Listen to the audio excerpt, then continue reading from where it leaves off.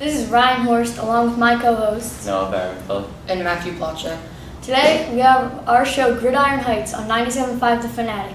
We're taking calls today. Call us at 267-878-9584. The three topics we'll be going over today, including big names from the NFL draft, favorites going into the NFL season, and we'll talk a little bit of fantasy football. So let's start out with the NFL draft. A pick that I really like is the Buccaneers taking O.J. Howard at pick number 19. I like this pick because the Buccaneers have a young offense. Jameis Winston, very young quarterback, has the potential to be very good. Mike Evans, also very young, a great wide receiver. Adding O.J. Howard to this bulk could have help the Buccaneers move forward. Noah? Even though they already have a Pro Bowl tight end in Cameron Brate, he's going to be a free agent soon in the next 2 years. And he was a good pickup to maybe replace him and be their franchise tight end.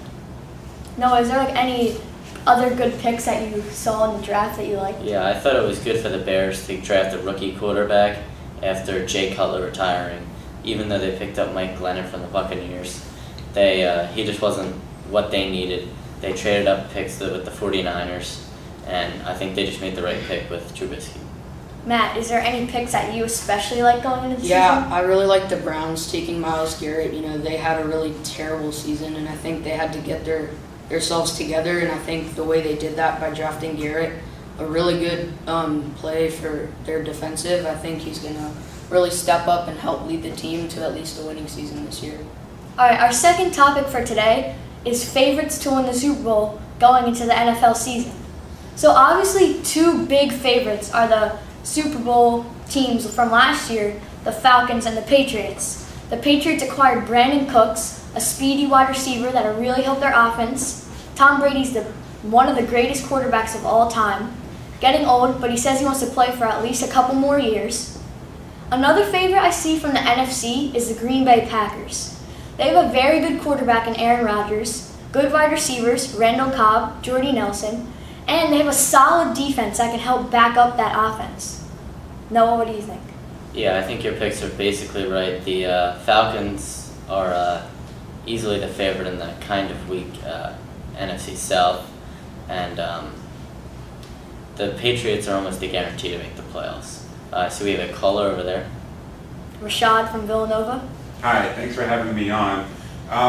Last year we saw the Cowboys have a tremendous record with two rookies leading their team. Is there really no consideration for them to make it further into the playoffs than they did last year? That was actually my pick. I think they're going to do really well. I think Dak Prescott's going to have an even better season, and I think Ezekiel Elliott's going to really step up. And I think the way that their offense is shaping up with the way they took their draft, the way they used the draft, and the way they drafted defensive players, I think they're going to be even stronger than last year. And I think they're going to be really good contenders to win the NFC Championship and maybe have a shot at the Super Bowl. Okay, so obviously, Rashad, the Cowboys have a very young core on offense, a very young offensive line. Dak Prescott and Ezekiel Elliott were both rookies last year. But do you think there's too much pressure for them to repeat what they did last year? I think there was too much pressure for them last year. I mean, they came in though this season and had to basically take over the storied franchise, and they did just that. I think going into their second year, I think they'll develop way more in this offseason. I think they'll come back with the same vengeance and the same fire that they had last year. Noah, what do you think about this whole Cowboys NFC East rookie thing? I think they're easily the favorite for this year. In the NFC East, most of the teams have an equal shot of winning at the beginning of every year. So I just think that the Cowboys, with the strong offense that they have and their secondary defense, could obviously win the NFC East. The NFC East is really up in the air this year. Every team has a shot at winning, but the winner of the NFC East, I think, will win a game or two in the playoffs. The NFC East is really strong. The Giants made some nice signings, Brandon Marshall. The Eagles had some nice signings, Alshon Jeffrey, Chris Long. The Redskins have a top-half quarterback in Kirk Cousins. I think the NFC East is really up for grabs. And our last topic for today is fantasy football.